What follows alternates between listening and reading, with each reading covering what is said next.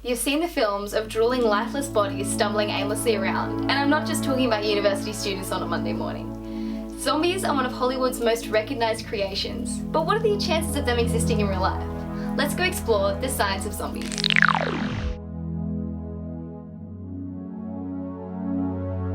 Zombies are very real and very dangerous. Luckily for us, they usually go for smaller targets. It's also important to note that it's not a zombie virus we should be worried about, but a zombie parasite.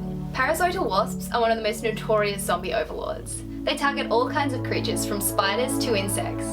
In the case of the cockroach, the wasp stabs them in the back of the head, filling them with venom that renders them unable to move. With what I can only guess as the insect equivalent of an evil larva, this wasp then drags the cockroach back to her lair and lays eggs in his abdomen. These eggs then hatch and eat the cockroach from inside out.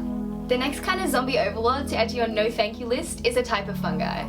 It's one of the most well recognised types of zombie creators out there, and it's known as cordyceps. It can infect all kinds of insects, however its most popular prey is ants. Once an ant has been infected, the fungus hijacks its internal communication systems using chemical signals.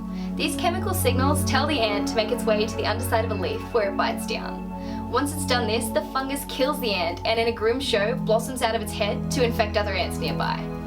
If you're scared of spiders, you'll feel better knowing they also have their own enemies. A spider in Costa Rica falls constant victim to parasitoid wasps, who lay their eggs inside its abdomen. This larvae doesn't just live inside the spider, but it also hijacks its mind. So the spider spends what's left of its rather short life building a nice cocoon for the larvae to live in.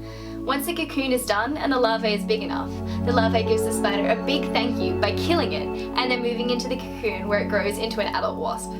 It's not just insects that are at risk though. Some parasites, in this case the fluke, have worked their way up to target more complex foes. The fluke attaches itself to the fish's gills where it quickly makes its way into the fish's brain. Once it's there, it decreases the levels of serotonin and increases the levels of dopamine. This has the effect of making the fish swim more aggressively, which attracts the attention of the birds. Once the fish is eaten by the bird, the fluke has a chance to mate with other consumed flukes, where it is then released back into the wild to infect more fish. These are just some of the cases of zombified organisms that exist in the wild. However, there's no need to make your zombie evacuation plan just yet. Parasites are still way off the complexity it would take to infect a human, for now.